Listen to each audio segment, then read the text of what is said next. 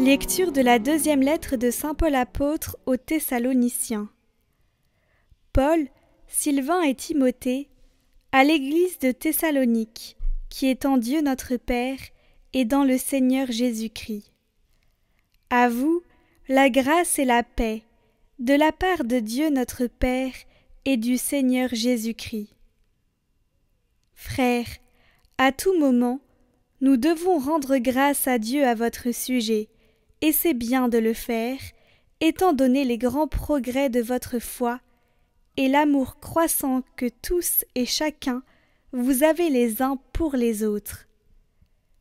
C'est pourquoi nous-mêmes sommes fiers de vous, au milieu des églises de Dieu, à cause de votre endurance et de votre foi, dans toutes les persécutions et les détresses que vous supportez. Il y a là un signe du juste jugement de Dieu. Ainsi, vous deviendrez dignes de son royaume pour lequel vous souffrez.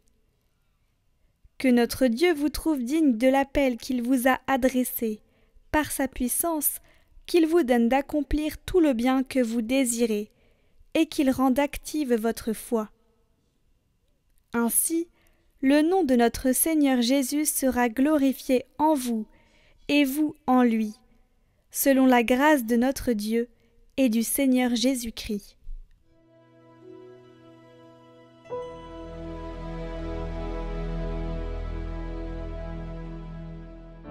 Racontez à tous les peuples les merveilles du Seigneur.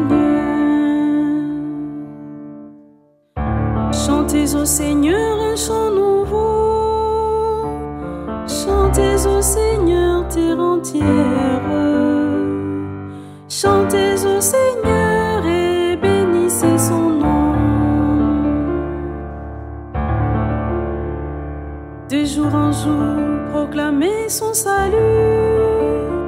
Racontez à tous les peuples sa gloire. À toutes les nations ses merveilles. Rendez au Seigneur, famille des peuples. Rendez au Seigneur la gloire, la puissance. Rendez au Seigneur la gloire de son nom. Adorez le Seigneur, éblouissons de sainteté. Allez dire aux nations, le Seigneur est roi. Il gouverne les peuples avec droiture. Racontez à tous les peuples les merveilles du Seigneur.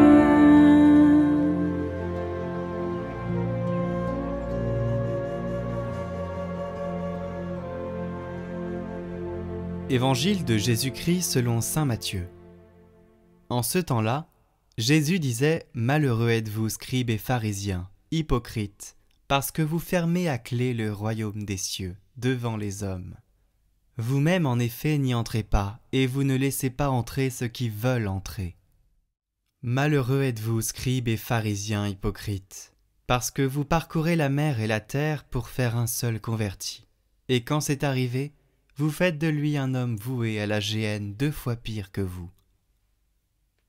Malheureux êtes-vous, guides aveugles, vous qui dites « Si l'on fait un serment par le sanctuaire, il est nul, mais si l'on fait un serment par l'or du sanctuaire, on doit s'en acquitter. » Insensés et aveugles, qu'est-ce qui est le plus important, l'or ou bien le sanctuaire qui consacre cet or ? Vous dites encore, si l'on fait un serment par l'autel, il est nul, mais si l'on fait un serment par l'offrande posée sur l'autel, on doit s'en acquitter. Aveugle, qu'est-ce qui est le plus important, l'offrande ou bien l'autel qui consacre cette offrande ? Celui donc qui fait un serment par l'autel, fait un serment par l'autel et par tout ce qui est posé dessus. Celui qui fait un serment par le sanctuaire, fait un serment par le sanctuaire et par celui qui l'habite. Et celui qui fait un serment par le ciel, fait un serment par le trône de Dieu et par celui qui siège sur ce trône.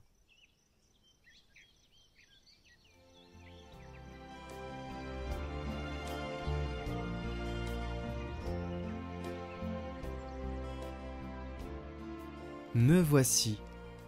C'est être disponible pour le Seigneur, c'est le remède à l'égoïsme, c'est l'antidote d'une vie insatisfaite, à laquelle il manque toujours quelque chose.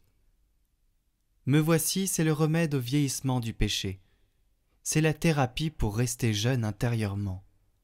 Me voici, c'est croire que Dieu compte plus que mon moi. C'est choisir de parier sur le Seigneur, docile à ses surprises.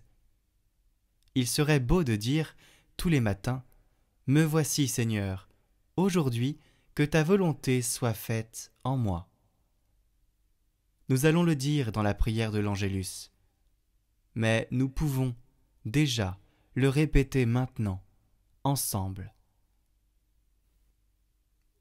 Me voici, Seigneur, aujourd'hui, que ta volonté soit faite en moi.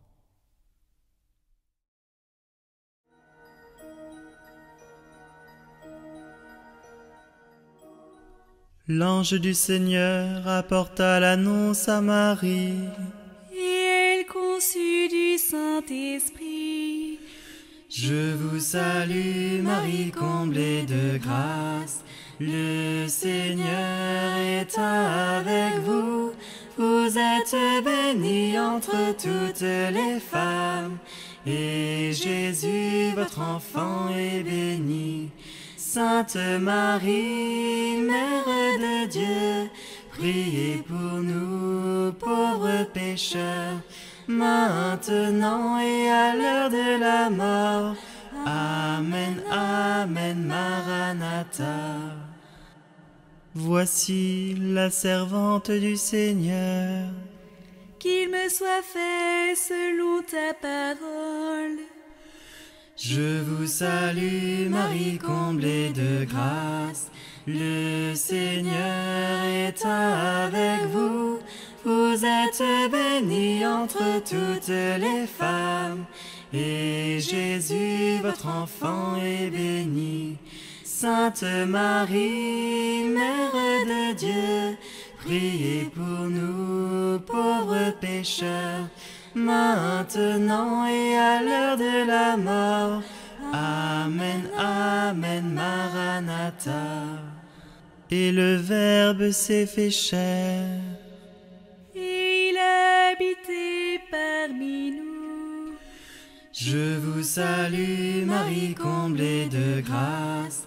Le Seigneur est avec vous. Vous êtes bénie entre toutes les femmes. Et Jésus, votre enfant, est béni. Sainte Marie, Mère de Dieu, priez pour nous, pauvres pécheurs, maintenant et à l'heure de la mort. Amen, Amen, Maranatha.